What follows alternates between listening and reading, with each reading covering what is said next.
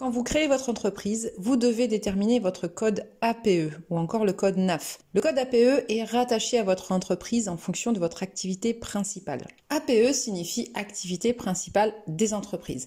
Alors comment fonctionne l'attribution de votre code APE? Comment savoir précisément déterminer votre code APE et l'activité correspondante? Pourquoi est-ce si important de bien déterminer son code APE? C'est ce que je vais vous expliquer dans cette vidéo. Bonjour à tous, c'est Sarah de Business Passion Cuisine. J'accompagne depuis quelques années de nombreux passionnés de cuisine dans la création de leur entreprise autour de leur passion. Qu'il s'agisse de la vente de plats cuisinés faits maison, de pâtisseries, de biscuits ou autres produits alimentaires depuis leur domicile, je les accompagne pas à pas dans la création, dans le lancement et le développement de leur activité pour enfin vivre de leur passion pour la cuisine. Alors à quoi sert précisément ce code APE ? Le code APE est utilisé par l'INSEE tout simplement pour recenser les entreprises, les organismes ou les structures qui évoluent dans un secteur d'activité donné. Toutes les entreprises, quelles qu'elles soient, disposent d'un code APE. De manière concrète, le code APE est composé de 4 chiffres et d'une lettre et il correspond à une classification qui est la nomenclature des activités françaises, d'où l'appellation également du code NAF. Les 2 premiers chiffres indiquent la division dans laquelle se trouve l'activité, puis ils sont précisés par le 3e chiffre et enfin le dernier chiffre. La lettre indiquée à la fin de ce code permet de rendre compte des spécificités de l'économie française. Si je prends l'exemple d'un code APE pour ouvrir un restaurant traditionnel, il s'agira du code 5610A qui se compose de la manière suivante: 56 pour la classification restauration, 5610 pour la spécificité restaurant et service de restauration mobile et enfin 5610A pour l'aspect restauration traditionnelle. Alors en quoi c'est important de bien déterminer son code APE? Eh bien tout simplement parce que le code APE va vous permettre d'associer à votre activité la fameuse convention collective qui correspond à votre secteur d'activité. La convention collective, c'est un accord négocié et conclu entre les syndicats de salariés et les organisations patronales dans un secteur d'activité donné. Et cette convention collective a pour but de régir les conditions de travail des salariés, comme par exemple le calcul des congés payés, la grille de rémunération, les indemnités, les primes, etc. Et prévoit également les différentes obligations patronales. Maintenant, voyons de suite comment vous pouvez déterminer précisément votre code APE. Alors pour ça, il suffit de vous rendre sur le site de l'INSEE.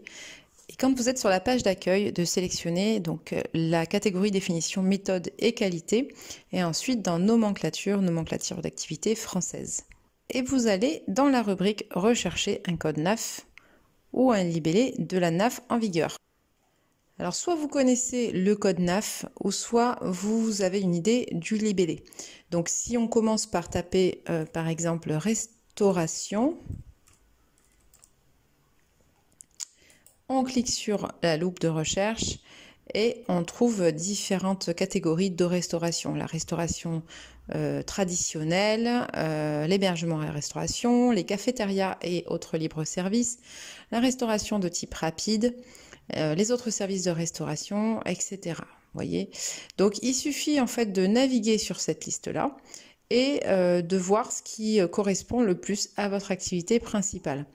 Donc en l'occurrence, si je suis sur de la restauration de type rapide, je vais me retrouver sur le code APE 5610C, alors que comme on l'a vu tout à l'heure, pour ce qui est de la restauration traditionnelle, ça y ressemble, mais on est sur le code 5610A, puisque la lettre A ou C définit plus précisément le type d'activité.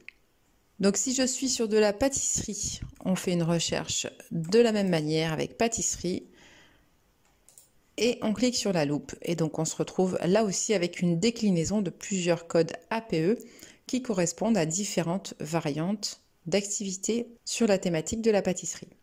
Donc vous voyez, rien de plus simple, il vous suffit tout simplement d'aller sur le site de l'INSEE et d'avoir précisément le code APE qui correspond à votre activité et qui va vous servir donc dans votre déclaration d'activité, votre immatriculation en tant que micro-entreprise ou pas, mais ce code APE est nécessaire justement pour y être associé précisément au type d'activité que vous allez proposer. Voilà, j'espère que ces éléments vous ont intéressé et puis vont vous permettre surtout de créer plus facilement votre activité. Vous savez que un certain nombre de sites internet aujourd'hui proposent de pouvoir déclarer très facilement et très rapidement son activité et donc obtenir un numéro de SIRET. C'est le cas de Guichet Entreprise, c'est le cas de l'INSEE directement ou encore directement sur le site de l'URSSAF.